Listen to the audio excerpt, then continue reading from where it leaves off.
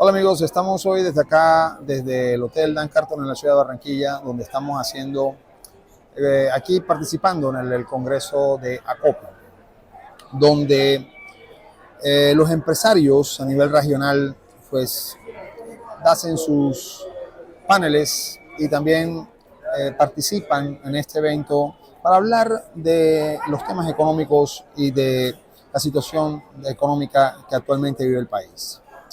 Entre los panelistas tuvimos la oportunidad de conversar con Sergio Clavijo, un experto en economía que fue directivo del Banco de la República. Y don Sergio se les hicieron algunas preguntas. Entre esas preguntas que se le hizo a don Sergio fue del tema de Ecopetrol, de qué opinaba él sobre el problema que hay en Ecopetrol, que no ha crecido desde que el presidente Gustavo Petro y el que el señor Ricardo Roa está en la presidencia. ¿Usted cree que Ecopetrol tiene un mal manejo administrativo? Sin lugar a dudas, y sobre todo no solo administrativo, sino falta de foco. Infortunadamente se ha tomado el gobierno de Petro la junta directiva, han expulsado de la junta a la gente que tenía expertise petrolero, han puesto gente que no está familiarizada con el sector y sobre todo el presidente ha marcado una dirección errada de no fracking, de perder oportunidades de alianzas que le estaban dejando grandes réditos a Ecopetrol y de allí que tengamos un monto de transferencias enero-septiembre que van a estar del orden de la mitad de lo que tuvieron el año pasado. Así que hay falta de conocimiento empresarial y una ideologización de un sector con una transición energética no entendida bien por parte del gobierno. Prácticamente una empresa de petróleo que no quiere exportar petróleo. Por No Dios, quiere petróleo. estamos estancados en 750.000 barriles cuando deberíamos estar bordeando, arañando los 850.000 barriles día y estamos en el menor nivel de la última década en drilling.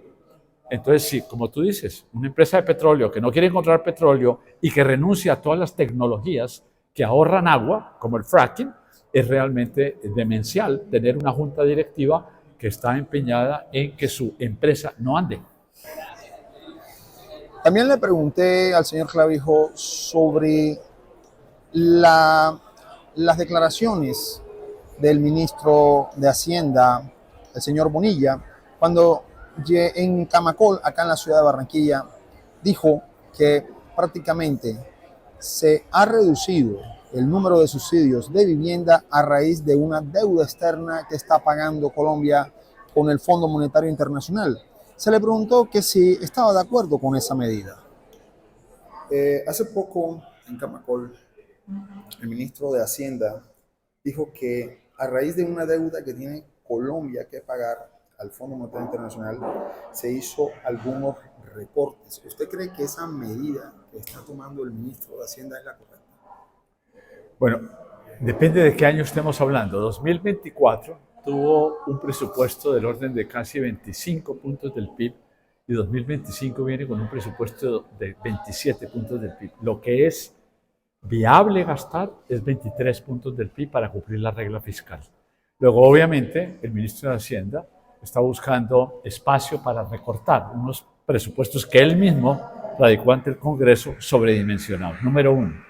Y número dos, le ha saltado la liebre al ministro de Hacienda con la caída del recaudo, que no esperaba un año atrás. Así que está teniendo una pérdida de recaudo del orden de 15% real. Eso hace que en la práctica el ministro de Hacienda esté recortando por la puerta de atrás, ejecutando lentamente su presupuesto. Si tú miras enero-septiembre de 2024, estamos en el menor nivel de recaudo de ejecución presupuestal histórica, porque en el fondo es un hombre responsable que quiere cumplir la regla fiscal. Entonces, hablar de recortes, faltaría ver si lo hace a nivel nominal o a nivel factual, que es el lento ritmo de ejecución presupuestal. Soy relativamente optimista, como lo hemos discutido hoy aquí en Barranquilla, de que probablemente el nivel de gasto estará cerrando 2024 en el orden del 23%. La mala noticia es que recortando y ejecutando lentamente, estamos repitiendo un déficit fiscal del orden de 5 puntos del Producto Interno Bruto en 2024, y debería estar regresando a niveles del orden del 3,5, y no creo que esto esté ocurriendo ni en 2024 ni en 2025. Y es que, amigos, realmente la situación de Ecopetrol es algo que es difícil de entender, porque al fin y al cabo es una empresa de petróleo que no quiere producir petróleo, que no quiere exportar más barriles de petróleo. Es algo que llama mucho la atención en este tema. Y bueno, si se necesita realmente dinero, pues que se tiene que pagar una deuda, yo no explico por qué el gobierno no de pronto autoriza más exploraciones petroleras o de pronto no aumenta la producción de petróleo, pero no, prefieren mil veces hacer estos recortes a los subsidios de vivienda. Y al regresar, ¿qué fue lo que dijo el señor Efraín Cepeda, el senador, en una pequeña entrevista que tuvimos nosotros acá, ya que el senador estuvo en esta conferencia? Campesinos que quisieron la tierra, estábamos hacinados. O sea, no podíamos criar ni una gallina, ni un marranito, ni nada. Esta lucha tiene alrededor de 30, 25 años. Y decíamos, algún día tiene que haber un gobierno amigo que nos ayude. Me dicen, profesor, ya la finca comandancia es, ustedes alisten a los campesinos, empiezan a organizarse y a trabajar. Valió la pena. Esto es una realidad que muchos no la creían.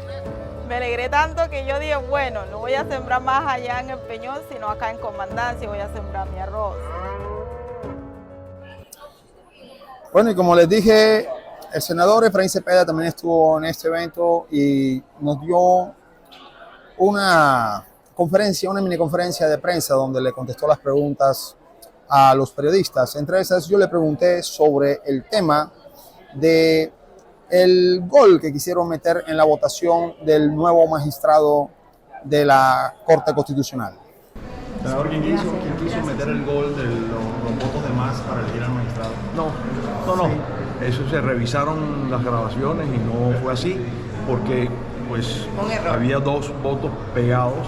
Si hubiese habido intención de fraude, el voto estaría marcado y esos votos no estaban marcados. De manera que lo vimos en las cámaras de seguridad, se hizo la investigación y se descubrió que simplemente estaban 2 papeles pegados y pues y como eran delgados se metieron allí. Pero repito, ese voto, fueron 2 pegados, 2 adicionales no estaban marcados, de manera que no hay... También el senador se refirió al recorte que han hecho en el ICETEX, donde prácticamente ya los estudiantes no van a tener acceso a los créditos educativos.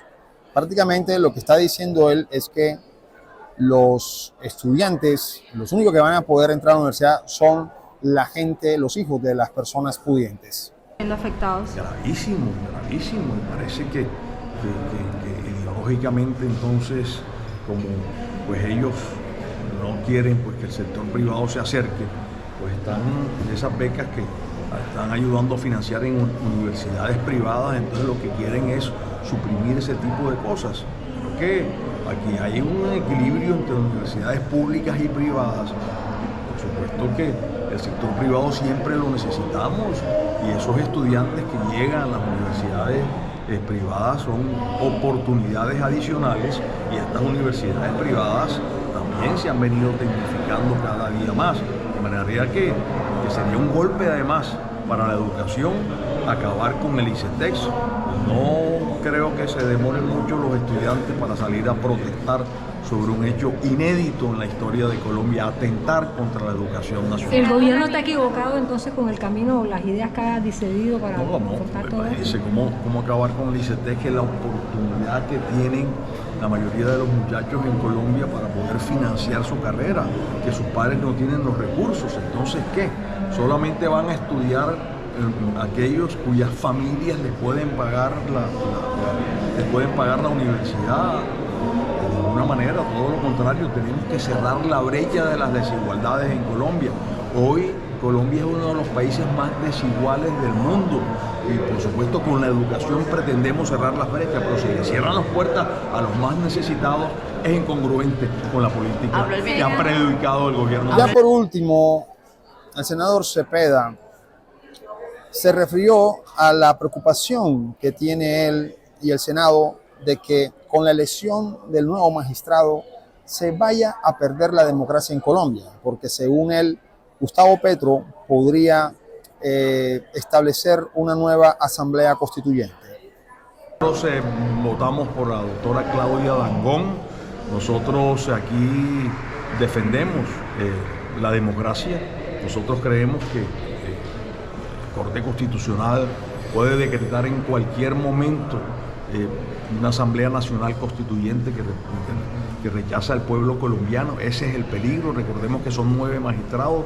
Ayer se eligió uno, que es casi que el 10%, más del 10% de la Corte. En febrero elegiremos otro y no estamos seguros que el elegido pueda preservar la democracia y no traspasar fronteras como la Asamblea Constituyente o ampliación de los periodos legislativos. Pienso que el senador, la verdad, está como que exagerando un poco. A pesar de que va a haber una elección de un nuevo magistrado, se está adelantando a los hechos.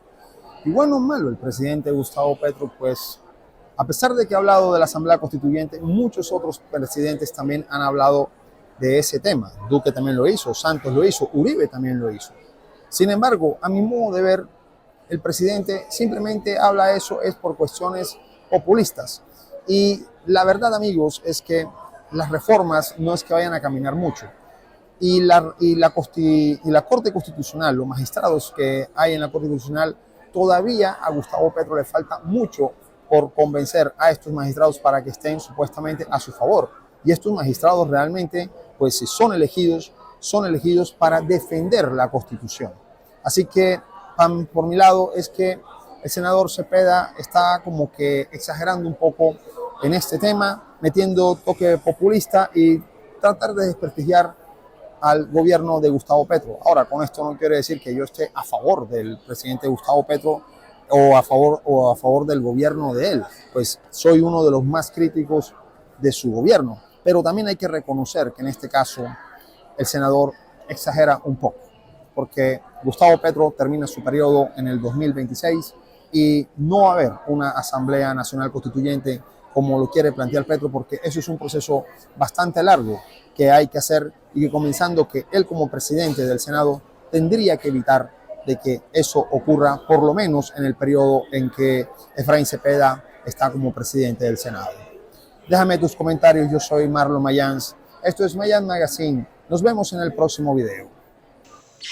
Antes había tienditas, pero no podía vender algo frío, ya podemos conseguir un enfriador. Estuvimos esperando durante muchos años. Hicimos varias presentaciones de proyecto, insistíamos hasta que por fin el gobierno central vio esa necesidad de la comunidad, una energía limpia.